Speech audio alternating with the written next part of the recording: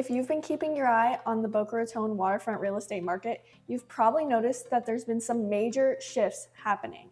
Today, we're breaking down everything that you need to know, whether you're a buyer, seller, or investor, so that you can stay up to date in today's market. Let's dive in.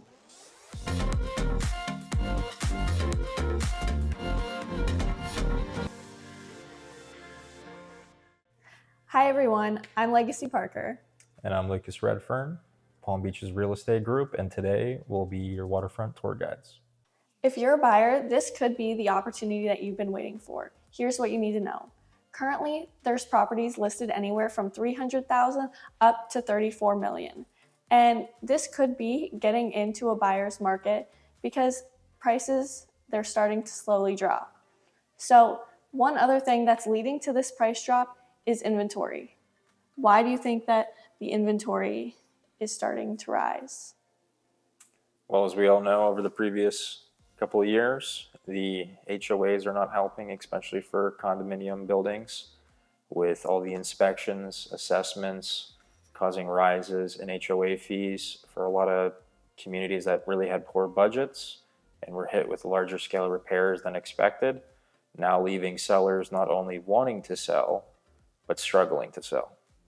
Yep. Right now, South Florida is definitely in a condo crisis with record number of condos being listed. Currently, at January of last year, there were 7 active waterfront properties listed. This year, we're at 224 with 8 new listings in just the last week. 195 of those listings are waterfront condos, which, as Lucas said, are definitely because of all the assessments and rising HOA costs that no one budgeted to really have when they purchased these condos. Also, I know that interest rates are definitely a big concern for a lot of buyers, and we have seen rising interest rates for the past 3 weeks in a row. But with these rising interest rates and rising inventory levels, I think that you as buyers will have a lot more negotiating power coming up. What do you think? Definitely, with the amount of inventory we have right now, you're seeing a lot more aggressive offers going through, a lot more motivated sellers. Even when you're looking at zip code inventory, sometimes specific neighborhoods are drastically affected compared to even the local market. When you have vast competition and you're motivated to sell, buyers have more leverage. Yeah, exactly. As he was saying, properties, they're currently sitting on the market for just over 3.5 months, making the average days on market 109 days, which is significantly higher than the past couple of years that we've been seeing. Well, we all know what it was like with right on the market, multiple offers, same day. Now it's the opposite. You're seeing price reductions, bonuses, other incentives, really starting to see that inventory rise and the demand shift, and really leading to a stronger buyer's market. Yes, a lot of times these sellers also at close, they are offering to cover the full assessment. So a lot of times if you are buying these condos, either negotiate that or see if they're already offering to do that, because that is a huge benefit to a buyer.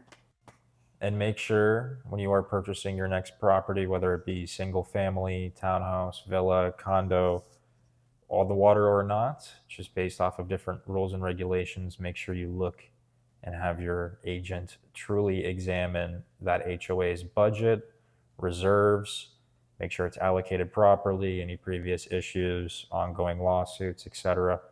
On the flip side, if you're a seller, you definitely need to take all of these things into consideration if you're looking to list your property, because in this market, you're going to need a little bit more strategic marketing if you do want to compete with these other properties.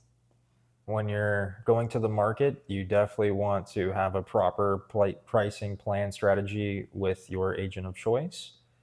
Improper pricing, improper timing is just going to lead to a poor result, poor showings. Make sure you're doing as much as you possibly can, the marketing channels, open houses, etc. Any of those good weather days, try to get some of the folks in, see your beautiful property, and hopefully get you to the closing table. Yes.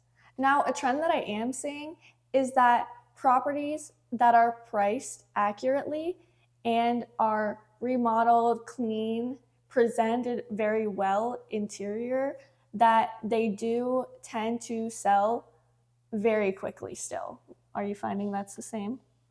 Yeah, and we do still have a lot of more niche communities, of course, that don't have a lot of inventory. And when those properties do become available, there's still high demand. On the other hand, when you still have a neighborhood with 10, 20, 30, 40, 50 plus listings, when you're priced right and you stick out, you have good finishes, you're in good condition, good photos, good marketing to back that listing, they're getting eyes on it when it's necessary and going getting more offers. As a seller, though, if your property is priced too high and you are being affected by these rising HOA costs and assessments, it is very common that your property probably will take longer to sell than a lot of the other properties that are on the market. Even if you're priced right at the moment, sometimes doing multiple price drops, price reductions, you still have those days on market that are being leveraged. And it's really good to have fresh eyes on your property as soon as possible and not 6 months from when you listed it too high. If you're an investor, this market opens a ton of opportunity for you. So we do see still a lot of investors coming to East Boca, especially with all the new construction going on in the area. Also, you see a lot of deals that close every day and almost look at that wondering how that happened. You know, a lot of motivated sellers that unfortunately are dealt with that assessment or are tired of paying that rise in HOA are selling a lot of these properties for even under current market value to stick out. And if positioned right, the investors and not only just new buyers are getting a great deal. Yeah, exactly. I mean, with these current prices, a lot of people are having to let go of their properties for even less than what they bought them if they did buy them at the peak of the market in, 2021, 2022, 2023 times. You have a lot of sellers that, unfortunately bought properties remote, cash, no inspection, sight unseen, and overpaid even then. And then with the rise of carrying costs, it just doesn't make sense to hold on to these properties. Yeah, no. I mean, even with condos in the upcoming year, I predict that there's still going to be about a 10% decrease in price for these condos. And the prices, they're just going to continue to fall throughout 2025 because a lot of people can't keep up with this market. Well, down below, comment any further questions for us to follow up on. We'll also have our email and contact info there with any questions we may be able to assist you with. Reach out anytime. Yep. Now make sure you like, subscribe, and hit the bell for more. And we'll see you on the water.